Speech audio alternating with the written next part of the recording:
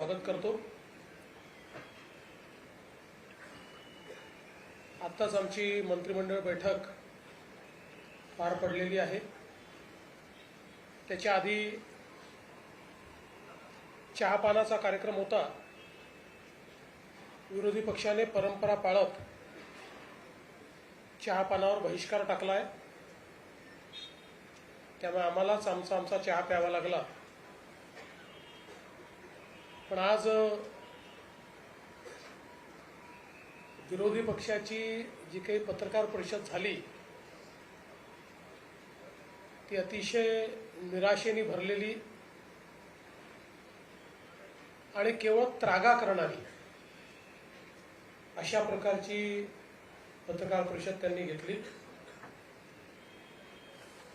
खरं म्हणजे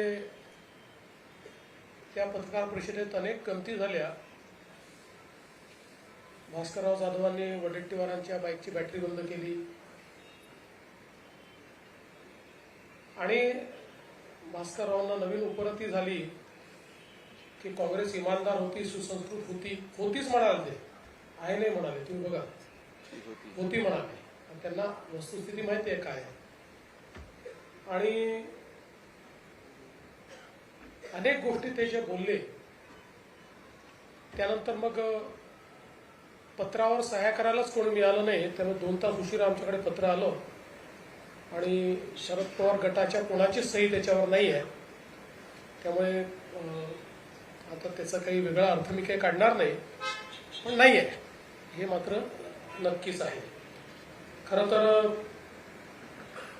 वडेट्टीवार जे आज एकदम जोरात होते ते विदर्भावर देखील बोलले। भास्कररावांनी वेगळा सूर लावला, त्याच्यामुळे तो सूर दुसरीकडे गेला। पण वडेट्टीवारांना मला एवढंच सांगायचं आहे की 2014 पूर्वीचा विदर्भ आणि 2014 नंतरचा विदर्भ हा त्यांनी बघावा।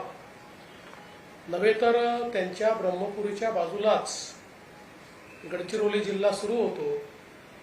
14 पूर्वीचा गडचिरोली जिल्हा आणि आताचा गडचिरोली जिल्हा हा जर त्यांनी बघितला तर निश्चितपणे त्यांच्याही लक्षात येईल की काय बदल घडलेला आहे, सिंचनाच्या सोयींमध्ये काय बदल घडलेला आहे, रस्त्यांमध्ये काय बदल घडला आहे, इन्फ्रास्ट्रक्चरमध्ये काय बदल घडला आहे, हे त्यांनी बघावं असं मला वाटतं। खरं तर एकूण आपण जर बघितलं तर कोणावरच आता आमच्या विरोधी पक्षाचा विश्वास उरला नाही। सुप्रीम कोर्ट, निवडणूक आयोग, पीठासीन अध्यक्ष, सभापती अशा सगळ्या संवैधानिक जेवढ्या इन्स्टिट्यूशन्स आहेत, संस्था आहेत, त्यांच्यावर आग पकड करण्याचं काम हे ते करतायत। खरं म्हणजे राज्याच्या आर्थिक स्थितीवर देखील राज्य दिवाळखोर झालं। आता मला माहिती आहे की त्यांना राज्य दिवाळखोर दाखवायची घाई झालेली आहे, पण मी त्यांना स्पष्टपणे सांगतो की राज्याची आर्थिक स्थिती ही जरी ओढताणीची असली तरी राज्य कुठेही दिवाळखोरीकडे चाललेलं नाही। किंबहुना देशाच्या मोठ्या राज्यांमध्ये आजही सर्वात निकषांमध्ये चालणारी अर्थव्यवस्था ही महाराष्ट्राची अर्थव्यवस्था आहे। याचा अर्थ असा माझा दावा नाही की आमच्याकडे खूप पैसे आहेत, पण एवढंच सांगू इच्छितो की ज्या योजना हाती घेतलेल्या आहेत त्या योजना पूर्ण करण्याकरता पैसे आमच्याकडे आहेत, ते आम्ही देतो। दुसरं, शेतकऱ्यांच्या संदर्भातही त्यांनी सांगितलं, त्यामुळे जवळपास 92% शेतकऱ्यांना, जे काही पूरबाधित शेतकरी होते आणि ही संख्या 90 लाखाच्या वर आहे, 92% शेतकऱ्यांना मदत मिळालेली आहे। 8% जे शेतकरी आहेत ते केवायसीचा त्यांचा प्रश्न आम्ही सोडवतो। केवायसीचा प्रश्न असलेले जवळपास 12 लाख शेतकरी होते, त्यातल्या अर्ध्यापेक्षा जास्त शेतकऱ्यांचा प्रश्न आतापर्यंत आपण सोडवलेला आहे आणि उर्वरितही सोडवणं चाललंय। ते सोडवल्याबरोबर त्यांना आपण ते पैसे देणार आहोत। त्यामुळे हे म्हणणं की शेतकऱ्यांना मदत मिळाली नाही, अभ्यास न करता केलेलं अशा प्रकारचं हे विधान या ठिकाणी आहे। आणि आपण जी पावसाची मदत म्हटली होती ती पण गेलेली आहे आणि 10,000 रुपयाची मदत आपण एक जी काही वेगळी देण्याचा निर्णय केला होता तीही पण मदत आपण ही या ठिकाणी पूर्णपणे दिलेली आहे. आणि एकूणच या संपूर्ण अधिवेशनाच्या निमित्ताने या सगळ्या विषयांवर आम्ही चर्चा करण्याकरता तयार आहोत. निश्चितपणे जे जे प्रश्न विरोधी पक्ष विचारेल त्या प्रत्येक प्रश्नाला समर्पकपणे आम्ही उत्तर देऊ. शेतीच्या संदर्भातली चर्चा असेल किंवा इतर कुठल्याही संदर्भातली चर्चा असेल त्याला उत्तर देण्याची आमची तयारी आहे. मुळात अधिवेशन लहान आहे अशा पद्धतीनं त्यांनी मुद्दा मांडला. खरं म्हणजे शनिवार रविवारी आम्ही कामकाज करतो, पण बिझनेस ॲडव्हायझरी कमिटीमध्ये दोन्ही ठिकाणी चर्चा होत असताना हे अधिवेशन का लहान होत आहे हे सर्वांना माहिती आहे. कारण आचारसंहितेमुळे या अधिवेशनामध्ये आपण पूर्ण अधिवेशन घेऊ शकत नाही आहे याची कल्पना आहे. तरीही राज्य सरकारने आणि आम्ही हा निर्णय केला की अधिवेशन हे शनिवार रविवारी घेऊन जेवढा जास्तीत जास्त आपल्याला कामकाज करता येईल ते कामकाज आम्ही करायला तयार आहोत. आणि कुठेही राज्य सरकारची पळून जायची या ठिकाणी मानसिकता नाही आहे. यासोबत काही प्रश्न त्यांनी उपस्थित केले विरोधी पक्षनेत्यांच्या संदर्भात. विरोधी पक्षनेत्यांचा निर्णय हा सर्वस्वी माननीय अध्यक्ष महोदय आणि माननीय सभापती महोदयांच्या अखत्यारीत आहे. त्यामुळे त्या संदर्भात जो निर्णय माननीय अध्यक्ष महोदय माननीय सभापती महोदय घेतील तो निर्णय आम्हाला मान्य असेल. त्या संदर्भात आमचा कुठला आग्रह नाही, कुठला दुराग्रह नाही. खरं म्हणजे मुळातच मला असं वाटतं की आत्ताचा विरोधी पक्ष हा दिशाहीन आहे. मुद्दे देखील नाहीत आणि मुद्दे रेटून नेण्याकरता त्या ठिकाणी जे करावं लागतं ते करण्याची इच्छाशक्ती देखील विरोधी पक्षामध्ये दिसत नाही. आणि म्हणून हे अधिवेशन आम्ही चांगल्या पद्धतीनं पार पाडू. जेवढे कामकाजाचे दिवस आणि आपल्याला कल्पना आहे की नागपूरच्या अधिवेशनामध्ये शेवटी आम्ही जे कामकाज करतो ते दुप्पट करतो. कारण नागपूरचं अधिवेशन हे सकाळी लवकर सुरू होतं, रात्री उशिरापर्यंत चालतं. त्यामुळे दिवसाला 5 तास काम करणं अपेक्षित असतं, पण 10 तासाच्या वर काम प्रत्येक दिवशी नागपूरच्या अधिवेशनामध्ये साधारणपणे आम्ही करत असतो. त्यामुळे कुठेही कामकाजाचे तास कमी होतील असं मला या ठिकाणी वाटत नाही. एक निश्चितपणे गोष्ट, कारण नंतर आम्ही दोघंच दिसतोय आणि अजितदादा दिसत नाही याच्यावरच बातमी व्हायची, म्हणून सांगतो की अजितदादा बहारेनला होते, ते आता पुण्यामध्ये लँड झाले आहेत. मुळामध्ये जी काही आपल्याकडे थोडा मध्ये हा जो क्रायसिस झाला त्याच्यामुळे त्यांनाही उतरायला उशीर झाला, ते उशिरा उतरले आहेत पुण्यामध्ये आणि म्हणून ते पोहोचू शकले नाहीत. आता त्यांचा फोन आला होता, ते आता पुण्याहून निघताय. त्यामुळे रात्री 9-9:30 पर्यंत ते नागपूरमध्ये येतील आणि म्हणूनच ते या ठिकाणी हजर नाही आहेत. आणि उद्यापासून पूर्ण वेळ अजितदादा देखील या ठिकाणी असणार आहेत. जवळपास या अधिवेशनामध्ये 18 विधेयकं आम्ही मांडणार आहोत. त्यातले काही फार छोटे छोटे आहेत, अगदी अनुषंगिक आहेत, काही मेजर विधेयक आहेत. अशी 18 विधेयकं आम्ही त्या ठिकाणी मांडणार आहोत आणि या विधेयकांवर चर्चा करून ही विधेयकं सगळी मान्य व्हावीत अशा प्रकारचा आमचा प्रयत्न या निमित्ताने असणार आहे. एकूणच नागपूर अधिवेशनामध्ये सुरुवातीच्या काळामध्ये आमच्या पत्रकारांची काही गैरसोय झाल्याचं मला समजलं, त्याबद्दल त्यांची दिलगिरी व्यक्त करतो. पण कोणीतरी कोर्टात जातं आणि मग काय काय होतं हे आपल्याला माहिती आहे, पण आता त्यातनंही आपण जो काही तो मार्ग काढलेला आहे आणि एक चांगलं अधिवेशन, जनतेच्या आशा आकांक्षा पूर्ण करणारं अधिवेशन करण्याचा आमचा प्रयत्न असेल. आणि विशेषतः नागपूर अधिवेशनामध्ये विदर्भ मराठवाड्यावर जास्तीत जास्त चर्चा व्हावी ही जी अपेक्षा आहे त्या अपेक्षेअनुरूप सत्तारूढ पक्ष तरी त्याच्यावर जास्तीत जास्त चर्चा घडवण्याचा प्रयत्न करेल.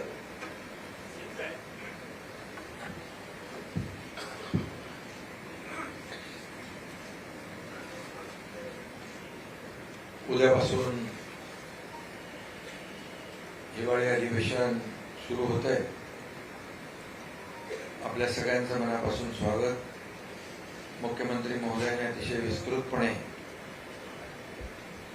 अधिवेशनासंदर्भात विरोधी पक्षाच्या संदर्भात आपल्या समोर चर्चा केली आहे. महायुती सरकारच्या जो कारकीर्द कार्यकाळ आहे 3.5 वर्ष होत आहे आणि आमच्या दुसऱ्या इनिंगला काल परवा 1 वर्ष देखील झाली आणि दुसऱ्या इनिंगचं आपलं हे दुसरं हिवाळी अधिवेशन आहे. त्यामुळे आपल्या सगळ्यांचं पुन्हा एकदा स्वागत करतो. कालावधी कमी असला तरी सुद्धा विदर्भातल्या प्रश्नांना न्याय मिळाला पाहिजे अशी शासनाची भूमिका आहे आणि विदर्भाच्या प्रश्नांवर आता जसं मुख्यमंत्री महोदयांनी सांगितलं की विरोधकांनी चर्चा खरी म्हणजे विदर्भाच्यावर घडवली पाहिजे, परंतु सत्ताधारी पक्ष मात्र विदर्भातल्या अधिवेशनामध्ये विदर्भाच्या प्रश्नांना, समस्यांना, विकासाला न्याय देईल आणि चहापानावर तर त्यांचा जो काही बहिष्कार तो त्यांनी प्रोटोकॉल मेंटेन ठेवलेला आहे बहिष्कार घालण्याचा, त्याबद्दल मी काय बोलू इच्छित नाही. पण एकंदरीत गेल्या आमच्या पहिल्या महायुतीच्या इनिंग मध्ये विरोधक फार जोरात होते. रोज तिकडे आंदोलन, अधिवेशनात, पायऱ्यांवर, सभागृहात कमी, पण बाहेर त्यांना आंदोलन करणं आणि तुम्ही सगळं त्यांचं टिप्पण करत होते, त्याच्यामध्ये आनंद मानत होते. ते आमची एवढीच भूमिका आहे की अधिवेशन हे लोकांच्या, जनतेच्या प्रश्नांना न्याय देण्यासाठी, वाचा फोडण्यासाठी आणि सरकारकडून न्याय मिळवून घेण्यासाठी असतं. परंतु विरोधकांना त्याच्यामध्ये काही स्वारस्य राहिलेलं नाही आणि त्यांना फक्त पायऱ्यांवर स्टंट करण्यामध्ये धन्यता ते मानतात. मी एवढंच सांगेन की यावेळचा विरोधी पक्ष अतिशय निष्प्रभ दिसतोय. म्हणजे त्यांची परिस्थिती, जे मी काय कोणाला कमी लेखत नाही, मी कोणावर अशी टीका करत नाही, परंतु अतिशय जी काय अवस्था आहे ती आपण पाहतोय. आणि झालेल्या निवडणुकांमध्ये देखील पत्रकारांनीच विचारलं की महाविकास आघाडीचे कुठे आहे, आपणच होतो, फिरत होतो ना सगळीकडे प्रचारामध्ये, पण म्हणजे नेते सगळे आपल्या घरात होते आणि कार्यकर्ते आपले सगळे वाऱ्यावर होते. कार्यकर्त्यांची निवडणूक होती आणि निवडणूक आयोग, कोर्ट याला नेहमी दूषणं देणारे. खरं म्हणजे ही निवडणुकीची मतमोजणी पुढे गेली, त्यामुळे तरी त्यांना धन्यवाद दिले पाहिजे निवडणूक आयोग, कोर्टाला. नाहीतर अशी परिस्थिती असती की अधिवेशनामध्ये फार वाईट परिस्थिती झाली असती. कारण महायुती, आम्ही काही ठिकाणी एकत्र लढलो, काही ठिकाणी वेगवेगळे लढलो, मैत्रीपूर्ण निवडणूक झाली आणि महायुतीला जवळपास 70-75% त्याहीपेक्षा जास्तीचं यश मिळेल अशी परिस्थिती राज्यामध्ये आहे. काय मीही फिरलो, देवेंद्रजी, अजितदादाही फिरले, त्यामुळे मी जिकडे जिकडे फिरलो तिथली परिस्थिती अशी आहे. आणि म्हणून विरोधी पक्ष या ठिकाणी या अधिवेशनामध्ये किती विदर्भाचे प्रश्न उपस्थित करतोय माहीत नाही, परंतु आमची सरकारची पूर्णपणे तयारी आहे. यामध्ये शेतकऱ्यांचे प्रश्न असतील, सिंचनाचे प्रश्न असतील, आरोग्य, बेरोजगारी, या सर्व प्रश्नांवर या ठिकाणी त्यांनी चर्चा उपस्थित करावी. सरकार पूर्णपणे त्यांच्या चर्चेला उत्तर देईल. जरी विरोधी पक्ष संख्येने कमी असला तरी सुद्धा आम्ही त्यांना अंडर एस्टिमेट नाही करत आणि त्यांना आम्ही गांभीर्यानेच घेऊ. तसं म्हणजे आम्ही लोकशाहीमध्ये विरोधी पक्षाला देखील त्यांचे मान सन्मान ठेवणारे आहोत. फक्त एकच आहे की लोकांच्या प्रश्न राहिले बाजूला, विरोधी पक्षनेता द्या. विरोधी पक्षनेता का देत नाही, विरोधी पक्षनेता का? मुख्यमंत्र्यांनी सांगितलं होतं की ते अधिकार अध्यक्ष आणि सभापतींचे आहेत, पण जनतेने त्यांना जे काही नाकारलं, झिडकारलं, विरोधी पक्षनेता बनणे एवढं पण संख्याबळ नाही दिलं. त्यांनी आत्मचिंतन, आत्मपरीक्षण केलं पाहिजे. लोकसभेमध्ये पण गेल्या मागच्या वेळेस विरोधी पक्षनेता संख्याबळ नव्हता म्हणून नाही मिळालं. यावेळेस लोकसभेत विरोधी पक्षनेता मिळाला. त्यामुळे त्यांनी प्रयत्न केला पाहिजे पुढच्या वेळेसाठी की विरोधी पक्ष नेत्या एवढे तरी संख्याबळ कसं मिळता येईल. संख्याबळ मिळवा आणि कमवा आणि विरोधी पक्ष मिळवा, पण तरी सुद्धा हा अधिकार पूर्णपणे अध्यक्षांचा आणि सभापतींचा आहे. आमचा कुठलाही त्याला विरोध नाही आणि आम्ही कुठल्याही परिस्थितीमध्ये या ठिकाणी जे काही लोकशाहीमध्ये जे आपल्याला करायचं आहे किंवा जे काही निर्णय घ्यायचे लोकशाही मानणारे आम्ही आहोत आणि त्यामुळेच 2.5 वर्षामध्ये जे महायुतीने काम केलं त्याची फलश्रुती विधानसभेच्या झालेल्या निवडणुकीत आम्ही टीम म्हणून काम केलं, त्याची फलश्रुती पाहिली. कारण अनेक जे काही स्पीड ब्रेकर टाकले होते महाविकास आघाडी ते आम्ही उकडून टाकले, लोकाभिमुख कल्याणकारी योजना केल्या आणि त्यामुळेच या राज्यामध्ये लँडस्लाईड मॅन्डेट मिळालं. देवेंद्रजी आता मुख्यमंत्री आणि आम्ही ते टीम म्हणून काम करतोय. आपण 1 वर्षाचा देखील पाहिला की जो कार्यकाळ 1 वर्षातले निर्णय पाहिले, 2.5 वर्षाचे निर्णय पाहिले, 3.5 वर्षामध्ये जे काय काम केलेलं आहे ते जनतेसमोर आहे आणि त्यामुळे हा लेखाजोखा जो आहे हा जनतेसमोर आहे. विरोधी पक्षाकडून आम्हाला एवढीच अपेक्षा आहे की लोकांचे प्रश्न मांडा. हे काय विरोधी पक्ष नेत्याच्या खुर्चीसाठी, आमची लढाई खुर्चीसाठी कधीच नव्हती. आमचा अजेंडा खुर्ची नाही आहे. आमचा अजेंडा लोकांनी, ज्या लोकांनी आम्हाला खुर्चीत बसवलंय त्या लोकांचे प्रश्न सोडवणे, त्यांना त्या समस्यांचा उलगडा करणे, त्यांना न्याय देणं हा आमचा अजेंडा आहे. आणि त्यामुळे निवडणुका झाल्या आम्ही ताबडतोब कामाला लागलो. कुठला आपला एक पहिला प्रकल्प आपण तिथं गेलो, हे निवडणुका झाल्या आता मुंबईमध्ये ऑरेंज गेट तो टनेल आम्ही ताबडतोब काम सुरू केलं. त्यामुळे आम्ही काम करणारे आहोत.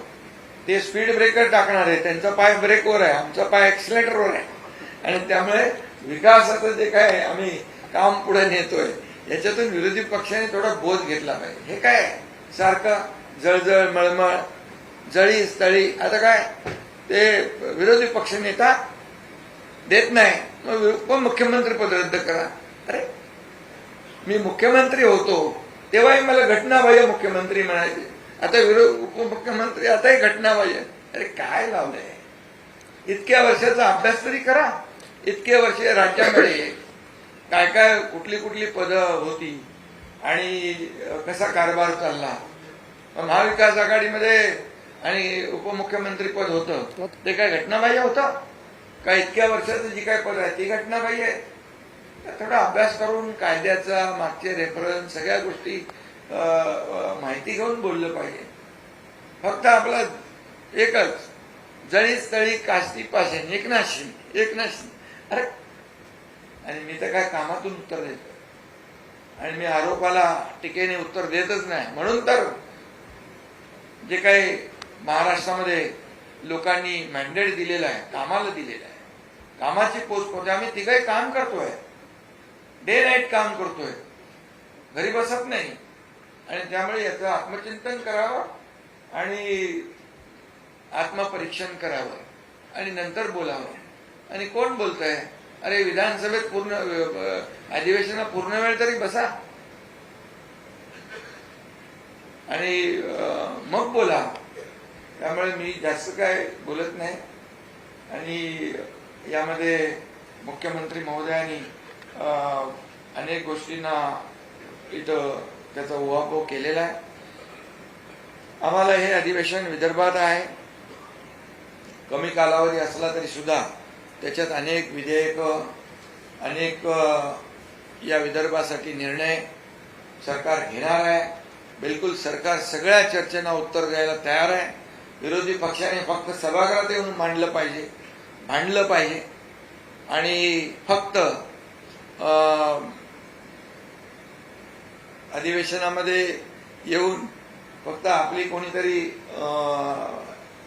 दखल घेईल आणि मीडियामध्ये आपण सारखे दिसत राहू, यासाठी हे अधिवेशन नाही. हे अधिवेशन विदर्भाच्या जनतेला न्याय देण्यासाठी आहे आणि तो न्याय सरकार देईल. मगाशी मुख्यमंत्री म्हणाले की 2014 पूर्वीचं विदर्भातलं बघा. मी तुम्हाला सांगतो, सिंचन प्रकल्प महाविकास आघाडीमध्ये असताना शंभूराज इकडे आहे, उद्धव ठाकरेंच्या काळात 2 झाले. 2 का 4 प्रकल्पांना सुधारित प्रशासकीय मान्यता दिली आहे आणि आम्ही असताना जवळपास 185 सुधारित प्रशासकीय मान्यता दिलेली आहे. सिंचन प्रकल्पांना फरक बघा, कामामध्ये फरक बघा. हे तर एक उदाहरण आहे, बाकी इतर विभागाचे निर्णय पण बघा. त्यामुळे मला जास्त काय बोलायचं नाही. काय याच्यामध्ये शासनाचं कर्तव्य असतं लोकांना न्याय देणं, या जनतेच्या अपेक्षा पूर्ण करणं, जनतेच्या समस्या सोडवणं आणि मग सर्वसामान्यांचं सरकार म्हणून आम्ही म्हणतो. विकासाला देखील आम्ही चालना देतोय. आज महाराष्ट्र जीडीपी मध्ये नंबर 1 ला आहे, स्टार्टअप मध्ये नंबर 1 ला आहे, परदेशी गुंतवणुकीत नंबर 1 ला आहे, सगळ्या क्षेत्रात नंबर 1 आहे. आणि म्हणून आज जे काही याला म्हणजे जाऊ दे, वाहवा सोडून द्या किंवा चांगलं काम करताय हे बोलायचं सोडून द्या, पण टीका तरी तुमची सकारात्मक असावी. आदरणीय देशाचे प्रधानमंत्री नरेंद्र मोदीजी यांचं जे काय आपलं देशाचं $5 ट्रिलियन इकॉनॉमीचं गोल जो आहे तो महाराष्ट्र, आम्ही त्याच्यात आमचं कॉन्ट्रीब्युशन आहे, तिथं कुठेही आम्ही कमी पडणार नाही. आणि महाराष्ट्र मोठं राज्य आहे, इन्फ्रा प्रोजेक्ट एवढे मोठ्या प्रमाणावर राज्यात सुरू आहे. देशामध्ये महाराष्ट्र नंबर 1 ला आहे. आणि हे आता काय म्हणाले, दिवाळखोरीमध्ये कोणी विरोधी पक्ष. पण या ठिकाणी मी सांगतो की राज्य महाराष्ट्र मोठं राज्य आहे आणि पायाभूत सुविधा प्रकल्प एवढ्या मोठ्या प्रमाणामध्ये सुरू आहे. आज आपण पाहिलं 2014 पूर्वीची परिस्थिती आणि आताची परिस्थिती, जमीन आसमानचा फरक आहे. हे लोकांनी तुलना केली आणि लोकांनीच आम्हाला मॅन्डेट दिलेला आहे. त्यामुळे याचं कुठंतरी आत्मपरीक्षण, आत्मचिंतन विरोधी पक्षाने करावं, एवढीच मी त्यांना माझी सूचना आहे. आणि बाकी सगळ्या प्रश्नांना, सगळ्या त्यांच्या ज्या काही चर्चा असतील त्यांनी सकारात्मक चर्चा करावी, सभागृहामध्ये चर्चा करावी. सभागृहामध्ये चर्चेतूनच काही आपल्याला मिळवायचं असेल विदर्भासाठी, महाराष्ट्रासाठी, महाराष्ट्रातल्या जनतेसाठी, विरोधी पक्ष जो आहे हा विरोधी पक्ष या ठिकाणी सरकारकडून समस्यांची उकल करून घेणं, सोडवणूक करून घेणं हे काम असतं. त्यामुळे ते त्यांनी करावं. आणि आम्ही हे अधिवेशन जे आहे, हे अधिवेशन अतिशय सकारात्मक दृष्टिकोनातून पुढे नेणार आहोत. एवढंच या प्रसंगी मी सांगतो. धन्यवाद.